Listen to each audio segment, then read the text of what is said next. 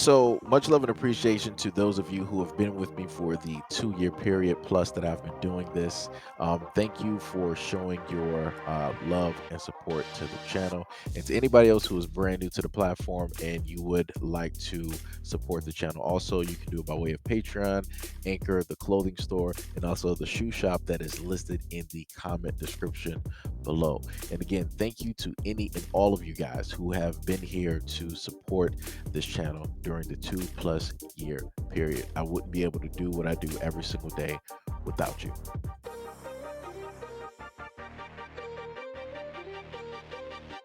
So my main thing is sometimes you have to go back and look at the past and do a little bit of research and understand certain things in order to see what can potentially and possibly take place in the present.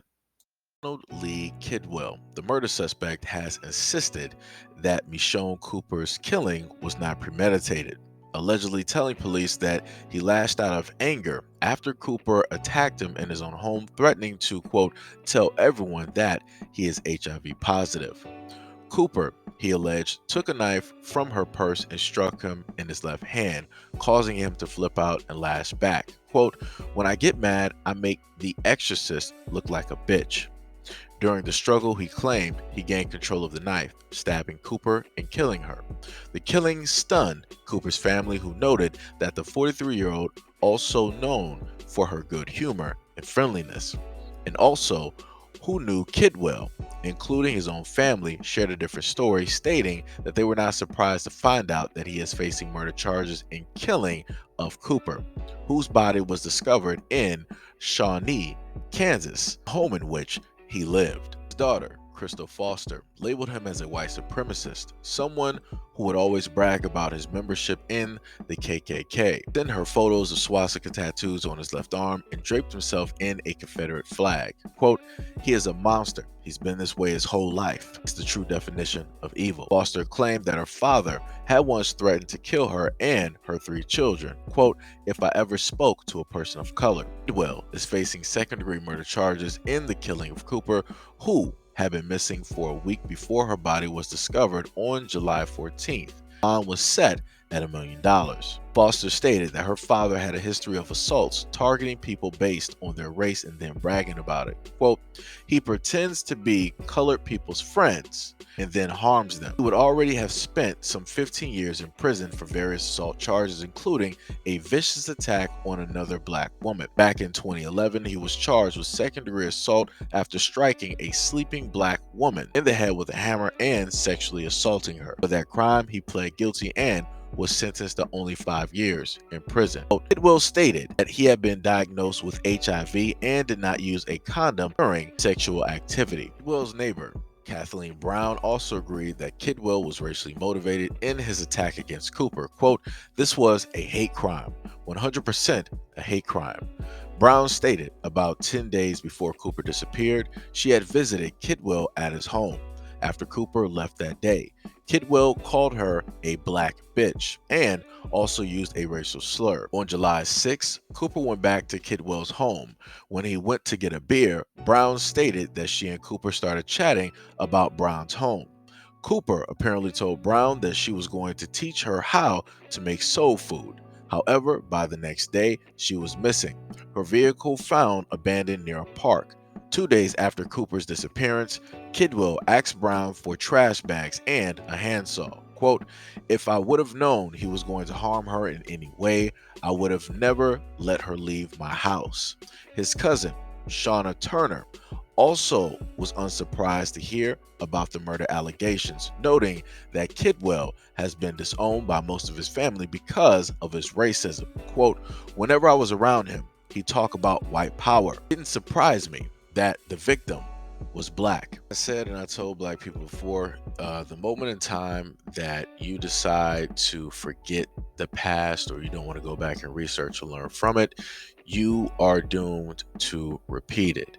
And clear cut, for whatever reason, this black woman here back in 2018 decided that she wanted to be friends with somebody who is a white supremacist that she knows is a white supremacist. And she ended up paying the price for that. Also, on top of the fact that the same white supremacist is said to have potentially slept with 20 to 30 plus black women unprotected, and more than likely has passed on and given them HIV.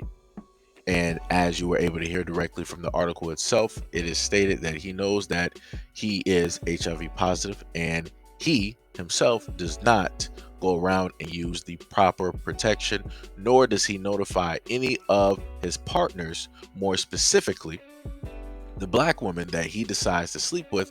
He does not notify them, letting them know that, hey, he has HIV at all. So he's out there doing two different things, right? He's living his life as a white supremacist, preaching one type of way, but behind closed doors or whatever it is, he is sleeping with those very same people that he is completely against. And then on top of also doing that, he's also taking the lives of these black women, right? Both biologically and physically. On top of the fact that he also physically harmed, right, with by way of using a blunt object, and on top of that, assaulting a black woman. So let's just look at it like this.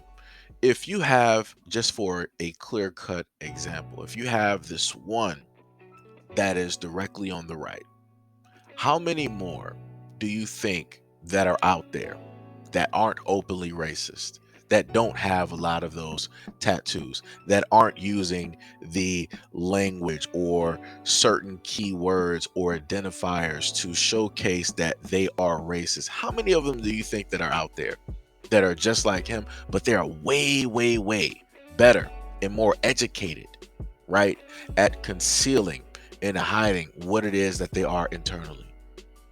And then on top of that, how many of those, right, do you then think are infected with HIV or some other type of incurable disease?